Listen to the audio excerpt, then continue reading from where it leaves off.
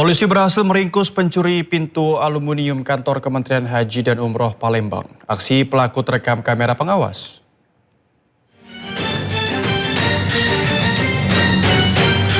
Inilah rekaman kamera pengawas saat pelaku Iqbal Rashid mencuri pintu besi aluminium milik kantor Kementerian Haji dan Umroh di Jalan Yuda Muka, Kelurahan 16, Ulu, Palembang. Pelaku mengendarai sepeda motor masuk ke dalam kantor membawa pintu besi aluminium dengan motor.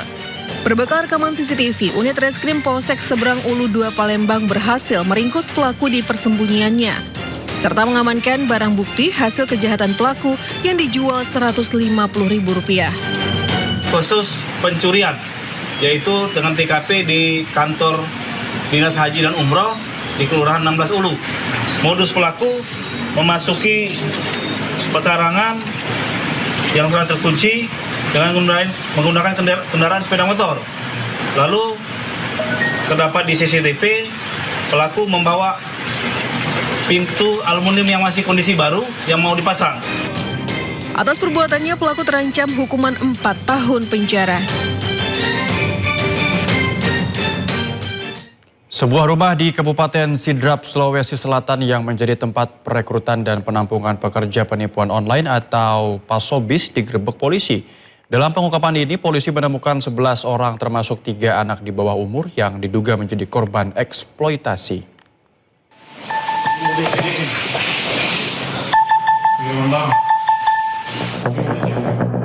Tim Direktorat Reserse PPA dan PPO Polda Sulawesi Selatan menggerebek sebuah rumah yang diduga menjadi tempat perekrutan dan penampungan pekerja penipuan online atau PASOBIS di Kabupaten Sidrap, Sulawesi Selatan. Dalam penggerebekan ini, petugas menemukan 11 orang yang sedang beristirahat setelah diduga menjalankan penipuan secara daring.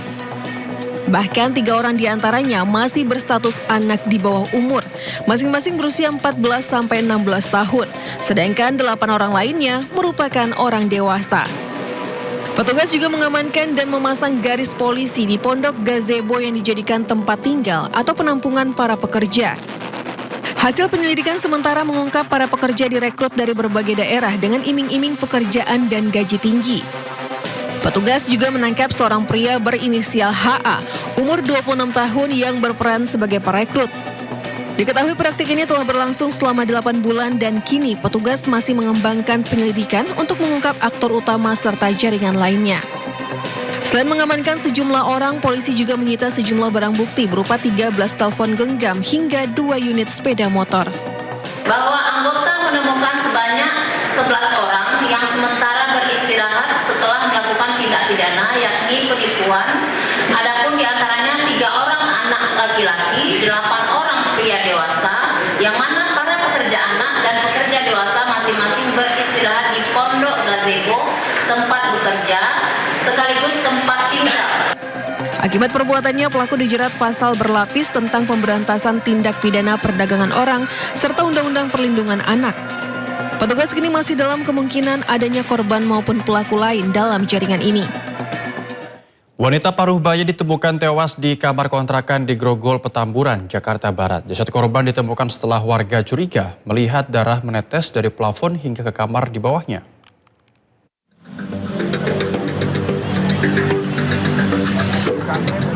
Warga di Jalan Makaliwe 1, Grogol, Petamburan, Jakarta Barat dikejutkan dengan peristiwa penemuan jasad perempuan di sebuah kontrakan. Korban berinisial M, 52 tahun ditemukan sudah tak bernyawa di dalam kamarnya. Jasad korban ditemukan setelah penghuni kontrakan yang berada di bawah kamar korban curiga dengan adanya darah yang menetes dari atas plafon kamarnya. Merasa curiga, penghuni dan pengurus lingkungan pun melaporkan temuan tersebut ke polisi. Saat ditelusuri hingga memeriksa kamar korban di lantai 2, polisi dan warga mendapati korban ditemukan tewas dengan kondisi bersimbah darah. Langsung mendatangi TKP, karena betul memang ditemukan seorang meninggal dunia, perempuan dalam kondisi meninggal dunia. Ditemukan ada luka di bagian kepala. Sementara kami sedang meminta keterangan dari para saksi dan mengumpulkan barang bukti yang ada. Untuk TKP juga sudah kami amankan. Hingga saat ini polisi masih melakukan penyelidikan secara intensif untuk mengungkap penyebab kematian korban. Dari Jakarta, Miftahul Gani, iNews melaporkan. Kasus tewasnya satpam dengan tangan terborgol di Waduk Jatiluhur, Purwakarta, Jawa Barat hingga kini masih belum terungkap. Istri korban berharap polisi segera menangkap para pelaku.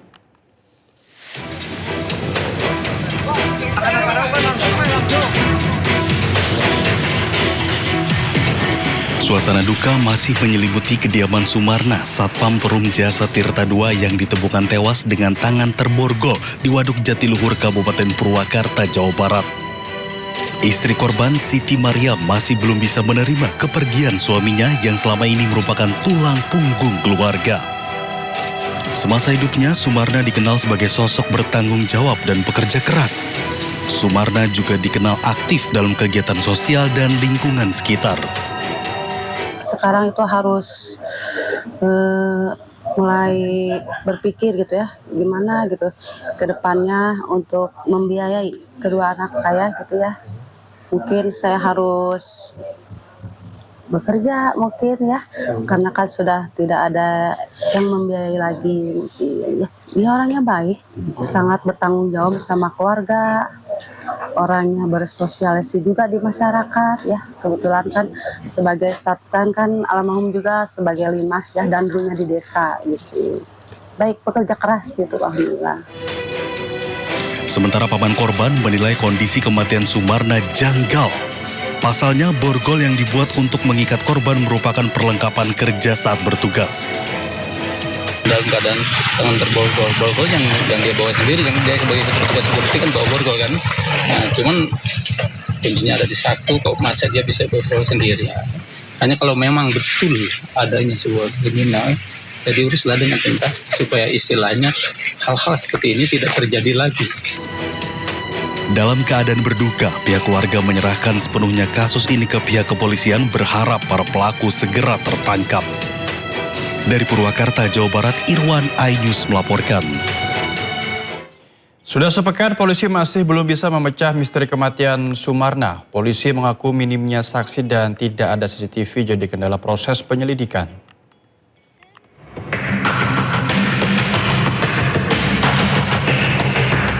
Satreskrim Polres Purwakarta terus melakukan penyelidikan secara intensif untuk mengungkap kasus tewasnya Sumarna.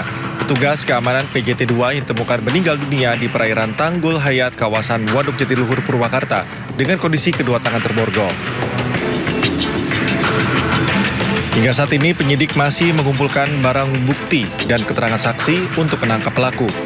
Penyelidikan terkendala tak adanya saksi yang melihat langsung peristiwa, serta tidak tersedianya CCTV di sekitar lokasi temuan jasad korban. Polisi juga masih mendalami dugaan keterlibatan kelompok geng motor dalam kasus ini. Selain itu, penemuan 2 borgol saat olah tempat kejadian perkara tambahan turut menjadi bagian dari materi penyelidikan. Sementara itu, hasil otopsi belum dapat disampaikan kepada publik karena menjadi kewenangan tim dokter forensik. Baik, kendala-kendala mungkin terkait dengan adanya CCTV di TKP, kemudian waktu juga pada saat dini hari, ketika saksi juga mungkin pada saat kejadian nihil. Hasil otopsi sudah ada, tapi itu menjadi kegiatan penyelidikan nantinya. Polisi menegaskan akan terus mengembangkan penyelidikan dan mengumpulkan berbagai petunjuk untuk menangkap pelaku pembunuhan Satpam PJT 2 ini, serta memastikan kasus dapat segera terungkap. Dari Purwakarta, Jawa Barat, Irwan Ainus melaporkan.